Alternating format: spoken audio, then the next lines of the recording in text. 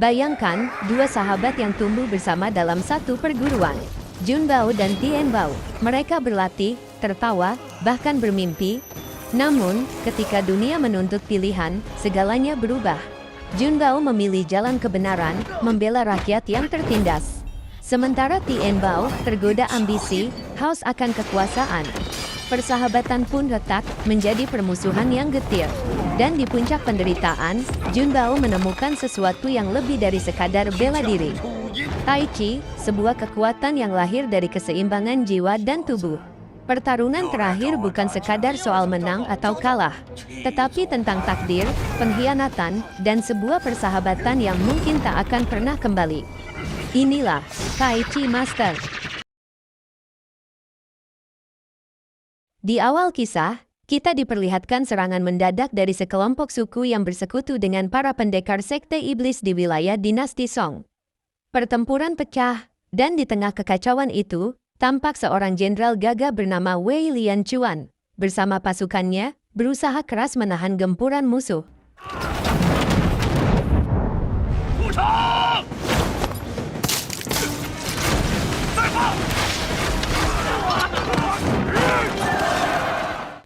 Namun, saat keadaan semakin terdesak, muncul seorang pemuda bernama Jun Bao yang dengan berani membantu sang jenderal.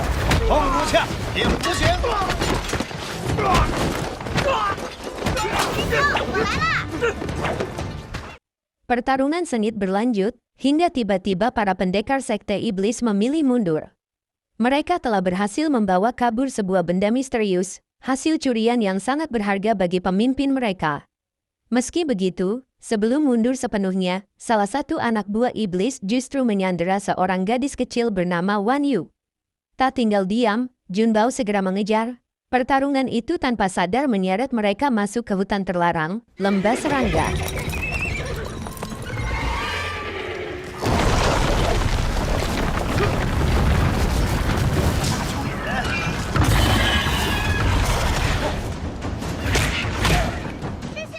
Di tengah duel yang menegangkan, mendadak terdengar suara seruling. Dari balik pepohonan, melata ular suci naga, merespons panggilan itu. Ternyata, pemilik seruling adalah seorang wanita cantik, pengendali ular sakral. Era namanya. Era berniat menghukum Jun Bao. Namun, sebelum semua terlambat, Jun Bao menjelaskan tujuan keberadaannya di hutan terlarang. Mendengar penjelasan itu, Era akhirnya membiarkannya pergi. Di sisi lain, Jenderal Wei berusaha meminta tambahan pasukan pada pejabat kerajaan demi melindungi kotanya. Tapi, bukannya mendapat dukungan, ia justru dimaki dan diabaikan. Tak menyerah, secara diam-diam sang jenderal merekrut para pendekar untuk berperang, termasuk Jun Bao. Sayang, Jun Bao menolak, ia lebih memilih hidup sebagai rakyat biasa. Disinilah kita tahu, ternyata Jun Bao dan Wei dulunya adalah sahabat masa kecil, yang berpisah saat Wei memilih jalan sebagai seorang jenderal. Cerita pun beralih. Dalam penjara bawah tanah, seorang pendekar ditahan dengan rantai besi dan segel baja yang kokoh. Dialah ketua sekte iblis, yang 12 tahun lalu berhasil dikalahkan oleh 8 aliran persilatan. Kini, diawasi ketat di ruang gelap itu, penjaga segel tak lain adalah Jun Bao sendiri. Selama bertahun-tahun, hubungan mereka tumbuh, layaknya guru dan murid. Perlahan, Jun Bao pun mempelajari jurus-jurus rahasia sang ketua sekte iblis. Hingga suatu hari, di perguruan Wuji diadakan pemilihan ketua sekte. Semua murid tampil, termasuk Jun Bao. Namun, suasana mendadak berubah mencekam saat Jun Bao memperlihatkan penguasaan jurus terlarang dari sekte iblis.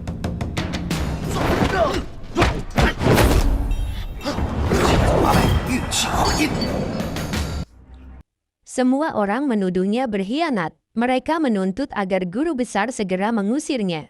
Tapi sang guru memilih menghukumnya saja. Dan di tengah kebingungan itu, Jun Bao tersadar, kunci segel besi yang selama ini ia jaga telah hilang. Wajahnya pucat, hatinya dicekam ketakutan. Sebuah rahasia besar akan segera terungkap, dan jalan hidupnya tidak akan pernah sama lagi. Jika sang guru tahu rahasia ini, Jun Bao akan segera diusir, bahkan mungkin diasingkan. Sementara itu, di tempat lain, Era didatangi oleh ketua suku bersama pasukannya. Dengan congkak, ketua suku menunjukkan kunci segel baja, dan menawarkan bantuan untuk membebaskan ayah Era dari penjara bawah tanah, sang ketua Sekte Iblis. Anak buahnya menambahkan, jika sang ketua iblis bebas, maka Sekte Iblis akan bangkit kembali. Namun Era menolak keras. Ia menganggap mereka semua telah berkhianat karena bersekutu dengan musuh lamanya, suku Di. Mendengar penolakan itu, ketua suku Di murka dan memerintahkan pasukan bertopengnya untuk menyerang.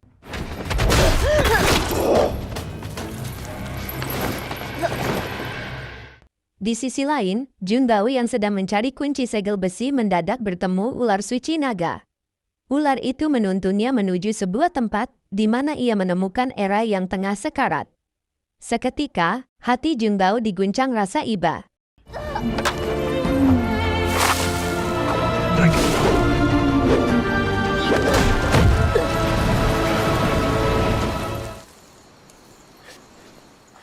Malam harinya, Sekte Iblis bersama suku Di menyerbu kediaman perguruan Wuji demi membebaskan ketua Sekte Iblis. Pertempuran besar pecah.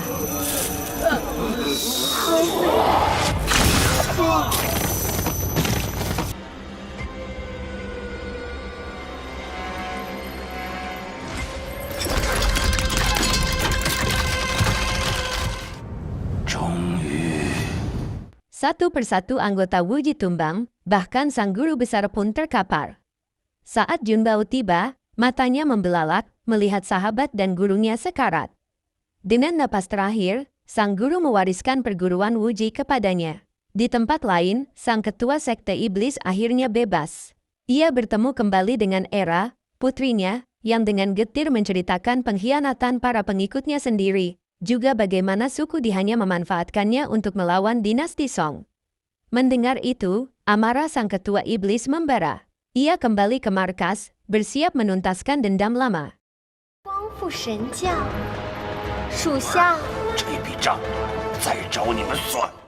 Namun tiba-tiba, prajurit bertopeng suruhan ketua suku Di datang, menawarkan aliansi untuk membantai 8 sekte yang dahulu memenjarakannya.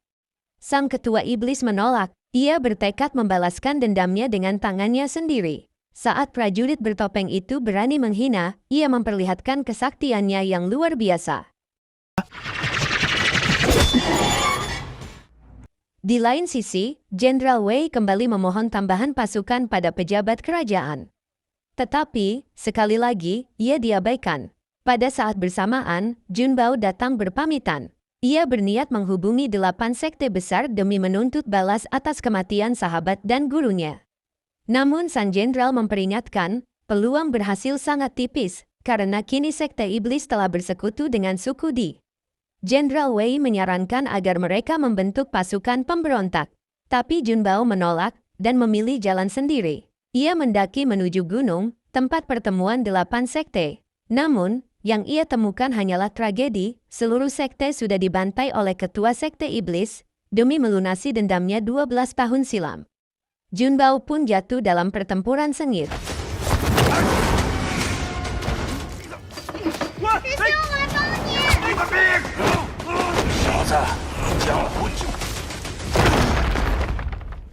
Saat dirinya mulai terdesak, tiba-tiba Era muncul, menghadang ayahnya sendiri. Dan di saat itulah, Jun Bao tersadar akan kebenaran yang mengejutkan, Era adalah putri sang ketua Sekte Iblis. Jun Bao terkejut bukan main, ketika Era tiba-tiba berkata kepada ayahnya, bahwa dialah yang telah menyelamatkannya. Mendengar itu, sang ketua Sekte Iblis terdiam, lalu memilih pergi meninggalkan mereka. Namun, sebuah rahasia besar pun terbongkar, prajurit bertopeng yang membebaskannya ternyata memiliki tujuan licik. Ia hanya ingin memanfaatkan ketua Sekte Iblis untuk membantai 8 sekte besar. Dan karena sang ketua menolak menurut, ia pun berniat membunuhnya. Melihat hal itu, Jun Bao segera turun tangan. Dan betapa terkejutnya ia saat topeng itu terlepas. Sosok di baliknya tak lain adalah Jenderal Wei Lianchuan, sahabatnya sendiri. Ternyata, selama ini sang jenderal telah bersekongkol dengan pemberontak suku Di. Bahkan, dialah yang mencuri kunci segel baja dari Jun Bao. Wei merasa dikhianati para pejabat kerajaan yang korup dan tidak manusiawi. Karena itu, ia ingin menguasai dinasti Song dengan tangannya sendiri. Junbao menolak ajakan sahabat lamanya itu.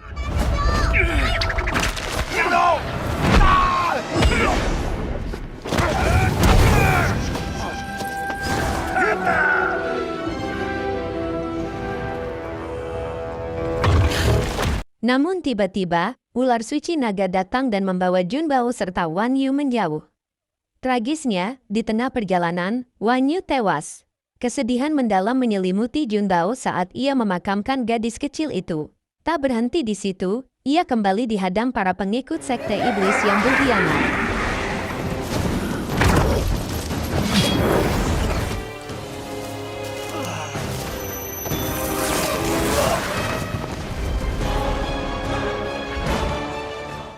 Dalam pertarungan sengit di aliran sungai, Junbao mendapatkan petunjuk yaitu penyempurna jurus yang diwariskan ketua sekte iblis.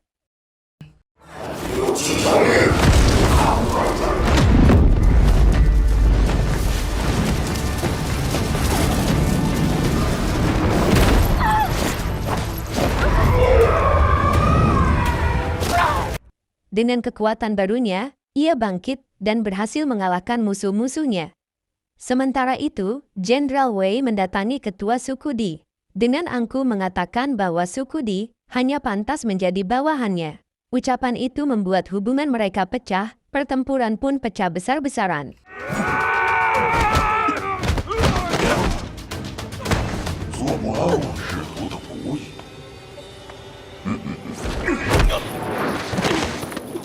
Di saat genting, Era datang membalaskan dendam atas kematian ayahnya.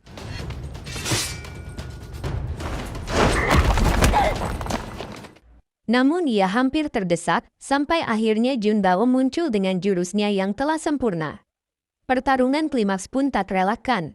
Jenderal Wei mengungkapkan alasan pengkhianatannya, tentang bagaimana ia berjuang di medan perang, sementara para pejabat kerajaan berfoya-foya, melakukan korupsi, bahkan membiarkan para prajurit kelaparan. Dendam dan amarah itulah yang mendorongnya berkhianat.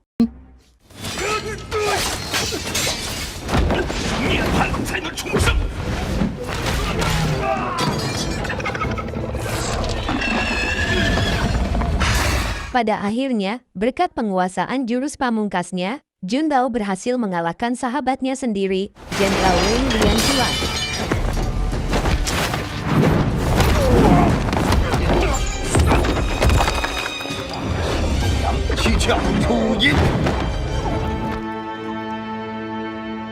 Dan di penghujung kisah, kita diperlihatkan momen haru. Era berpamitan pada Junbao, dengan penuh rasa terima kasih atas pertolongan dan perjuangan yang telah ia berikan. Dan film pun tamat. Saksikan alur cerita film yang lainnya yang tak kalah serunya. Sekian dan terima kasih.